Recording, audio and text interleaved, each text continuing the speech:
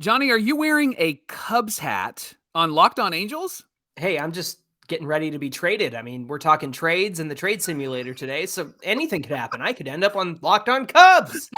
We are talking trades today, the viable, reasonable, logical trades that will help our teams. Trades that our Locked On Angel listeners actually suggested. We're going to run them through the trade simulator and see what happens. It's time to get locked on with Mike and John, and this is Locked On Angels. You are Locked On Angels, your daily Los Angeles Angels podcast. Part of the Locked On Podcast Network, your team every day. Yes, Jonathan, yes, the Angel hat needs to be on. The Cubs hat needs to be off. Thanks for making Locked On Angels your first listen of the day. Every show is free and available on all platforms like Apple Podcasts and Spotify.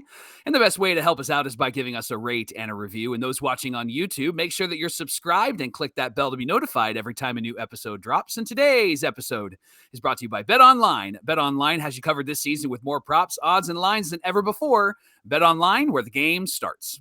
Thank you for being here with us for this episode of Locked On Angels, where it's your team every single day. You've got the Frisch Brothers here with you, a.k.a. the Super Halo Bros. My name is John, and that's my brother Mike. And my name is Mike, and that's my brother John. Hey, we want to give a shout out to Tommy Woods on Instagram for making us his first listen of the day. He listens to us on the way to school. Thank you, Tommy. Mike, we're lifelong fans of this team, and we're very excited to talk about some trade scenarios that Locked On Angels viewers and listeners have suggested. Yeah. And we're going to see if they're actually viable trades. And the first trade that we're going to get to is Amed Rosario, somebody that you and I are big fans of. He's a great shortstop, a good defensive shortstop as well, which is going to be helpful in this year where the shift is going away. So things are going to look a little bit different.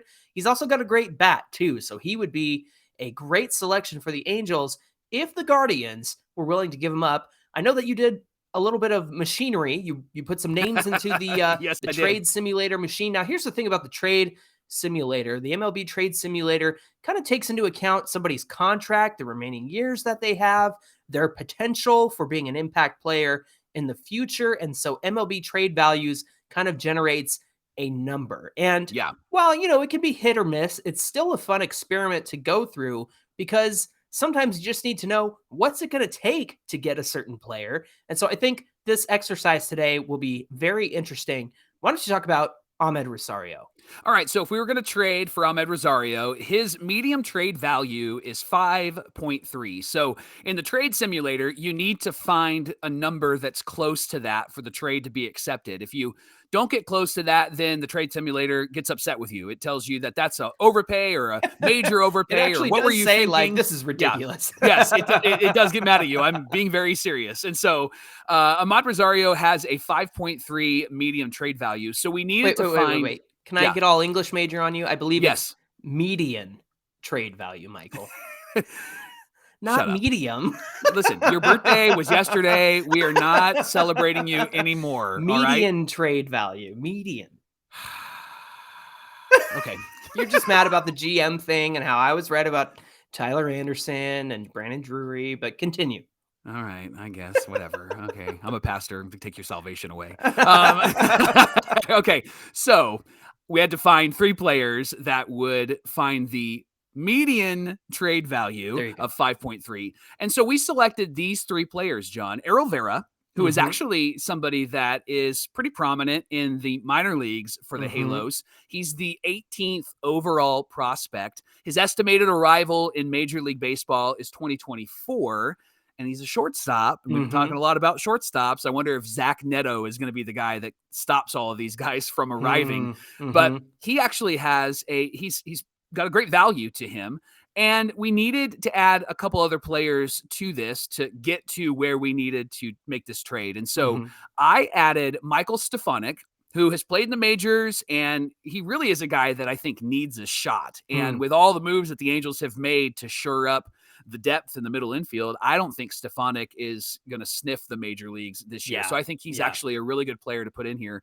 And then I threw in Tucker Davidson. And here's why. Okay. He is a guy who reminds me of Griffin Canning, even though he's a lefty and Canning's a righty.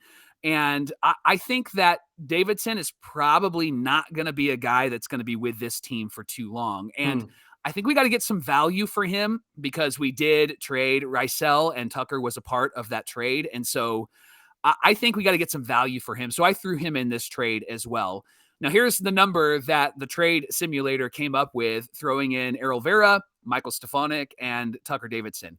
3.3. So I gave it a whirl and I clicked accept trade, and it accepted it. It actually said that this is a good trade for the Angels to make and for the Guardians to make. And so I throw it to you.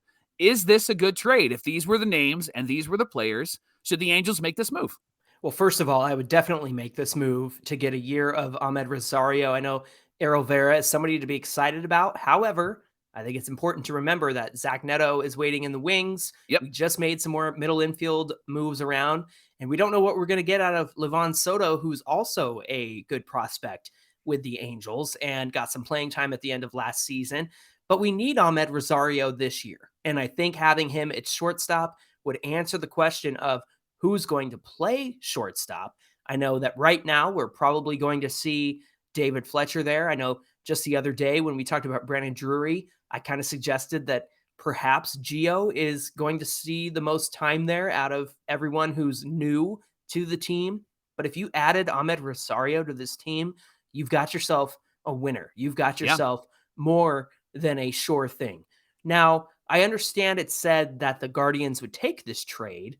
My question is, I know that they have some infield depth, especially up the middle. And so perhaps Stefanik could find himself in need there. Errol Vera could be another option that they make use of. And then they just have middle infield depth for the rest of eternity over there in Cleveland. Tucker Davidson is an interesting ad, considering he seems to not have it figured out yet. Right. But we all know how much of a pitching factory that Cleveland can be and how much their rotation carried them to the playoffs last season.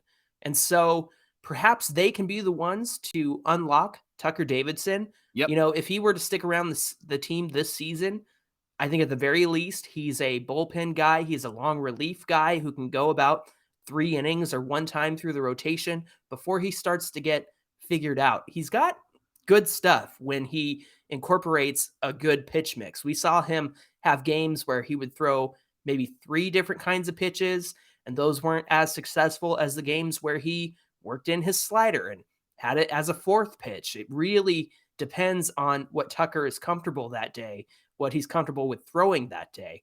And so to me, I make this trade 100 times, Mike. Yeah, I look at it from the Guardians' perspective, and I could see the hesitation because Rosario is a great player. I think that the reason why they would make this move, it would really be a financial move because they may not think that they'd be able to afford Rosario.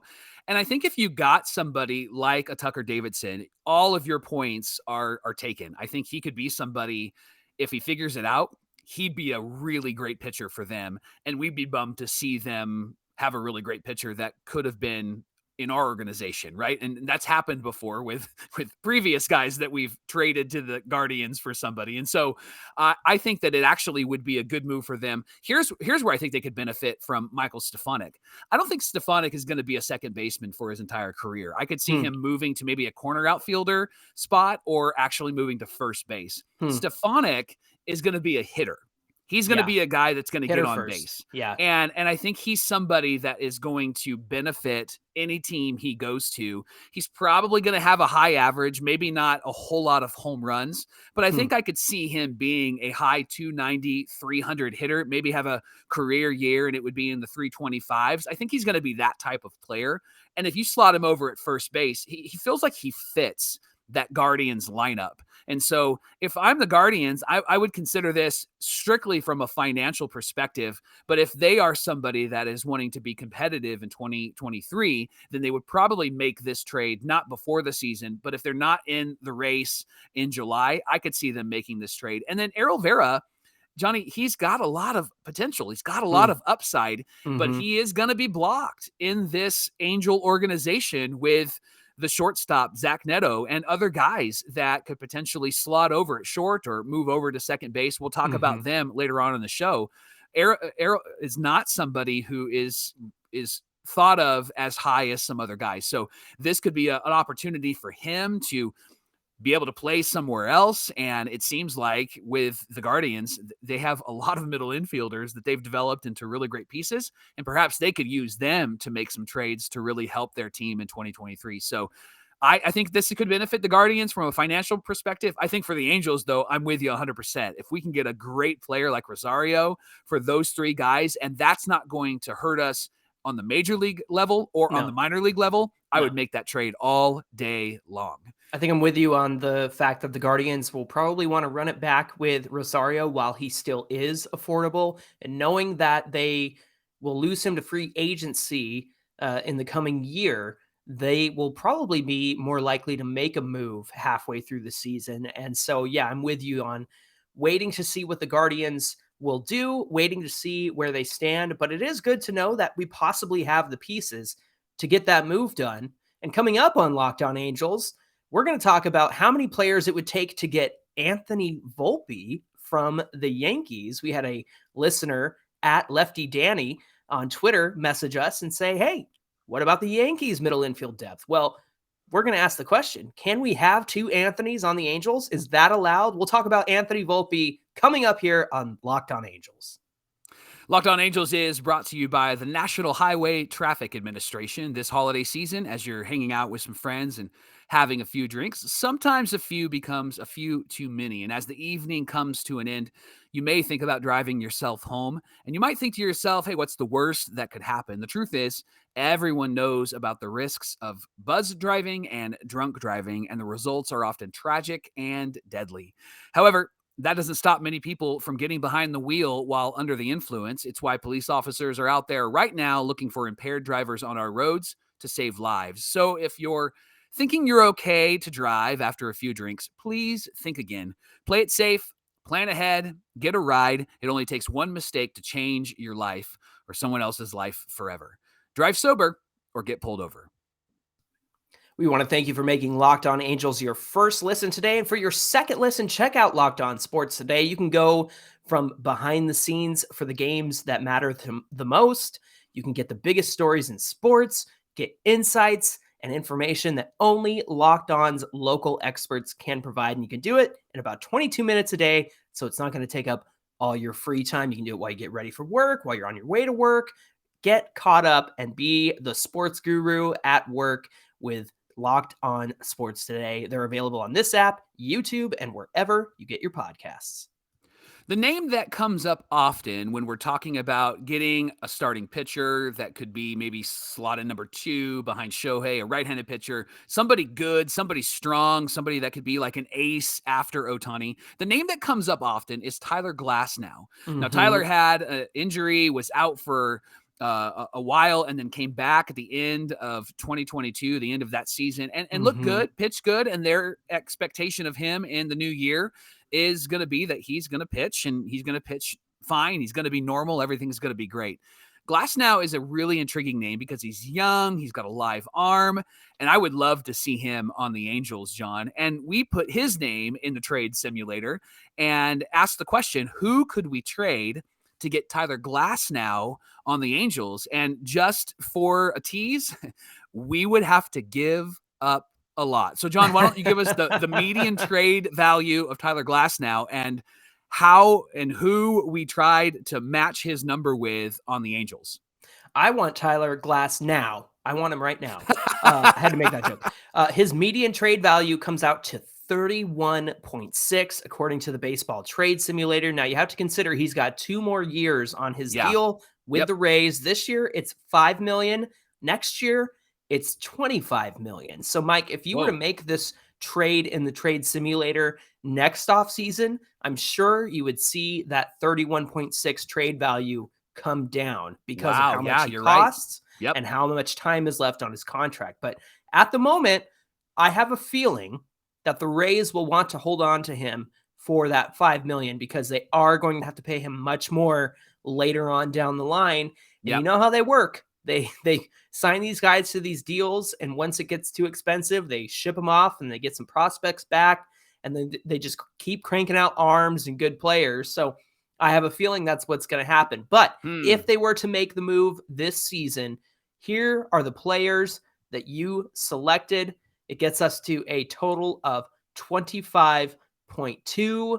Baseball Trade Rumors says that this will be a slight overpay. However, here are the 4 names. Edgar Caro, our number 3 prospect, the catcher. Kai Busch, our number 4 prospect, who is a pitcher. Then you have Denzer Guzman, our number 5 prospect. And then get this, Jose Quijada, one of our bullpen arms. Yep. And the reason why is because of the potential of his performance as a reliever. And if he goes to the Rays, you bet that they can get the best out of him. Sure. So, yeah, that's a lot of names, a lot of big names in the Angels system. The top 3 prospects, well, not top 3, but 3, 4, and 5 in a row would take getting Glasnow. It's going to cost us a lot of our it's going to cost us a lot of our future. And so this is a tough one, Mike. What do you think? Yeah, I look at this, and yes, the trade simulator said this is a slight overpay, but let me be clear, a slight overpay for the Rays because we're still not meeting the 31.6 trade value of Glasnow. We're only adding 25.2. So technically, we would probably need to add maybe another arm. I just didn't have the courage to do it. And so, or at least another bat in there. Now, here's the thing about this trade that would cause me to lean in the direction of, yes, let's do it. Edgar Caro is going to be blocked by Logan O'Hoppe. We have this expectation that Logan's going to be fantastic, and he's got a great number in the trade simulator. Kai Busch is somebody that I just would love to see in the major leagues, but he hasn't gotten there yet. And when we had Lindsey Crosby on the show earlier this year, he said that Busch is still working on mechanics, working on some things because he's tall and lanky. And when you're tall and lanky, you have to get your mechanics down or else you're going to miss the zone often. And that's what's been happening with Kai Busch. Guzman is a name that I wasn't familiar with, to be honest with you. I saw him listed in the trade simulator pretty high, and that's why I threw his name in there. And then I did some research and realized, he's the number 5 prospect in this organization. And then I was kind of surprised at Quijada, but it is because of his contract and because of his potential. If he goes to the Rays in a trade, he probably becomes their closer, and he probably becomes a great closer for them, right? And here's why I think that the Angels should make this trade. Each of those players, we have a matching guy already in our organization, somebody that either is blocking them or is similar to them. And so I don't think that we lose too much if we make this trade for Glasnow. Here's why the Rays should make this trade. Because, as you mentioned at the start of this segment, the next season, his contract becomes really expensive. Yeah. And I don't think that teams are going to trade what we would trade right now next season for Tyler Glasnow and just 1 year. And so I think this would be a great trade for both teams. We are giving up a lot, but according to the trade simulator, they're saying the Rays are actually overpaying and not getting enough back. And so I like this trade. I think Glasnow would slot in really well in our rotation, but what say you? This is the kind of move that you make to show Shohei Ohtani that you mean business. I know that we've made some really great moves in terms of filling out the middle of this batting order and this roster that desperately needed depth pieces for when injuries inevitably happen.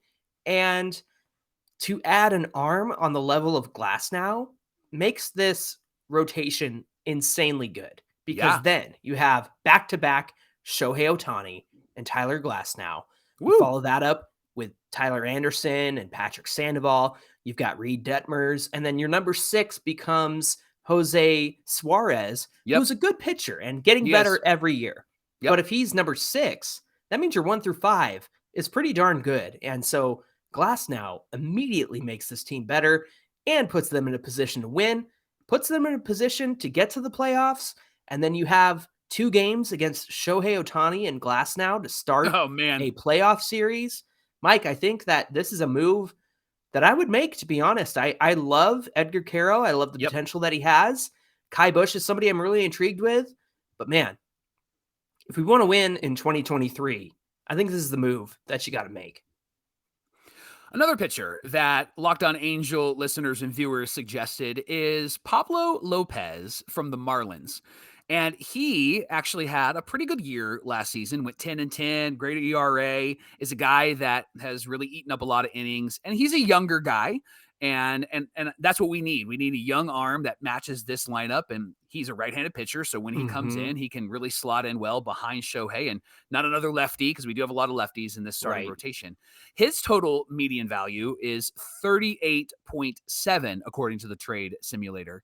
And so to match, I did a couple of different things. So I'd love to hear your thoughts on each one. Johnny, did you know that Taylor Ward's value in the trade simulator is 36.2? Really? And it really is based off of his last season and because of his contract and because of his flexibility. And so I was surprised by that. Now, here's the thing. If we actually traded for Pablo Lopez, according to the trade simulator, we could just trade Taylor Ward. That's a 1-to-1 shot. And it would be 1-to-1. Yeah. Oh my gosh. Here it is, Johnny. This is it. It's trade deadline day. You have to make the decision. What would you do? Phone's ringing. I think I'd take that trade. I think to improve the rotation and have an arm like Pablo Lopez from the Marlins. Oh my gosh. A 1-to-1 swap is probably the best you can get. And I know Taylor Ward has been so good and he turned it around in 2022. But man, I think you can sacrifice a little bit of outfield offense if you want to get Pablo Lopez. I mean, look, that certainly means that you could put Drury in the outfield. You could put Joe Adell out there and Mickey Moniak out there. So, a 1-to-1 swap, Mike. I think as much as I love Ward, I think I would do that for Pablo Lopez. Okay, so here's the second idea that I put in there, not trading Taylor Ward. And so I put in the names that we mentioned in the previous segment for Tyler Glasnow. So Kai Busch and Guzman and Caro and Quijada. And then I added Joe Adell. And the total value was 27.1. And so the trade simulator said it was a moderate overpay on the Marlins end. So interesting that we are trading 5 guys for 1 and the Marlins would still be quote unquote overpaying. Right. Johnny, I think Joe Adell on the Marlins would actually be a good move for him. It makes sense. Doesn't he feel like a Marlins player? Right? He feels like a Marlins player, and I think he'd be great. And then Kai Busch, they seem to have a young pitching factory down there. Kai Busch, I think, would thrive. Guzman could come up and immediately play short or second. Caro's probably going to be the starting catcher. And then Quijada, as I mentioned with the Rays, Quijada could probably be the closer for the Marlins. And so they're getting 5 guys, which the Marlins need. They need young guys who are very costly and able to not have to pay a lot of money. And so what about this move? Would this move be one that you would make for Pablo Lopez? I don't think I would give 5 players for Pablo Lopez. I mean, he's got a sub-4 ERA and he went 10-10 last season. I believe it was a 3.75 ERA in 2022. Mike, I just think that's too many names. That's too many good names. Yep. I would do that for Glasnow. I don't think I would do it for Pablo Lopez. I think that's kind of where I draw the line there.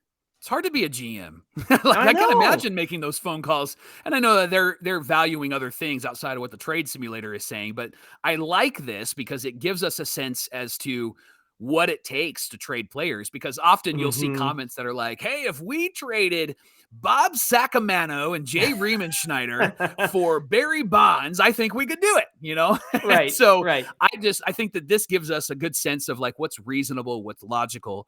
Now, Johnny, you mentioned that a listener threw out the Yankees prospect, the number 1 prospect in the Yankees organization. And I think, is he the number 1 prospect in baseball, or am I wrong there? I don't think it's baseball. I think it's number 1 prospect for the Yankees. Yeah, this came from @LeftyDanny on Twitter. He had a message for us and just wondered if the Yankees had the middle infield depth that the Angels would want and what it might take to get it done. And so, Mike, you did Anthony Volpe to start out this experiment, and his trade value is 50. So that is quite a high reach. So a trade for him is going to take some names like we've mentioned already, Yep. a major leaguer like Ward, or an arm like Jose Suarez. Yeah. Here's who we have that actually has a big value, and that's Zach Neto at 22.4 and Logan O'Hoppe at 24.4. So really, if you're going to make a trade there and get Anthony Volpe, you're kind of trading for somebody who's more major league ready in Volpe than Neto. But, because Volpe could arrive this season, definitely 2024, I'm sure. But Neto seems to be on his way up really fast. I think his estimated arrival is 24. Yep. If we don't even see him at some point this season, just to get a good look. I would be sad to lose out on O'Hoppe. I think that he is the catcher that we need for the future. I also think, Mike, that once Stassi's contract's up and Edgar Caro might be closer than we think, and then you have O'Hoppe and Caro back there. Ooh, yeah. And I keep saying it, and you can call me crazy if you want. Maybe I'll do the research and get some video and compare. I get Buster Posey vibes from Logan O'Hoppe. The way he swings it, the way he catches.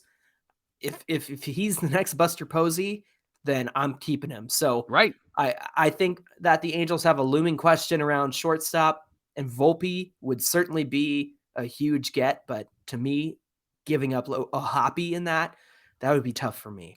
Yeah, and especially just trading for him and giving up Brandon Marsh. I think he's off limits, to be quite honest with you. I don't think that they're going to let him go. I think they want to see what they got. The only benefit with Yankee rookies is they have a pretty good success rate when they come up and they tear it up, man. Yes. Yeah. And speaking of those young guys, I even threw in Oswaldo Cabrera. Yeah. He actually got some play baseman. time last season too. Yeah. Yep. Now, here's what's interesting. His trade value is 11.3. And I wonder if it's because he got playing time. And we haven't really seen Volpe in the major leagues yet. So his is 11.3. So we could get him for Edgar Caro, who is a 9.3 value. The trade simulator said that would be accepted. That's an interesting trade there.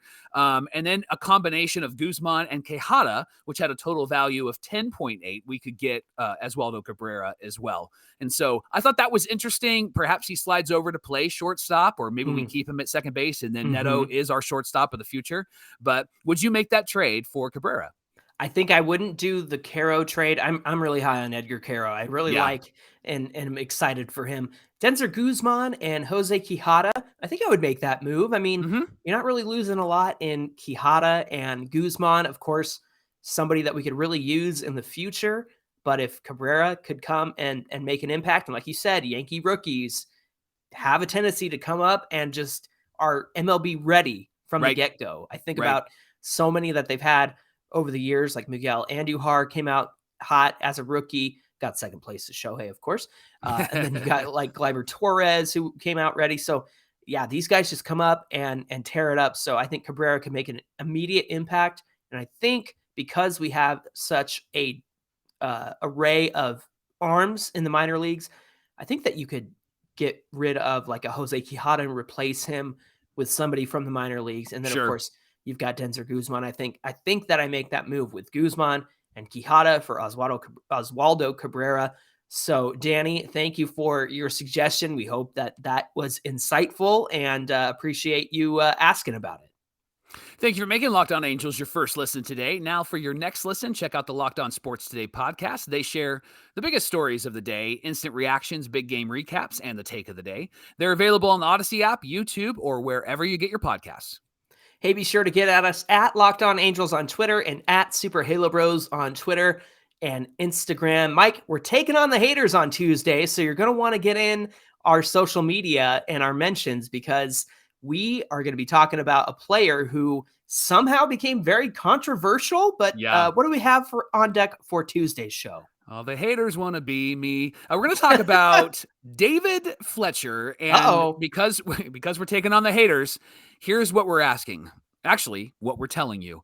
We're going to tell you why you're wrong about David Fletcher. That's coming up on Tuesday on Locked On Angels. We hope you guys have a great Christmas weekend, Christmas Eve, Christmas Day. Because of that, we are going to air that episode on Tuesday. So next week, Tuesday, Wednesday, and Friday, we'll catch you here on Locked On Angels. Until then, my name is John, and that's my brother Mike. And my name is Mike, and that's my brother John. Happy holidays and Merry Christmas to you. We hope you have a great holiday weekend, and we'll see you back here on Tuesday.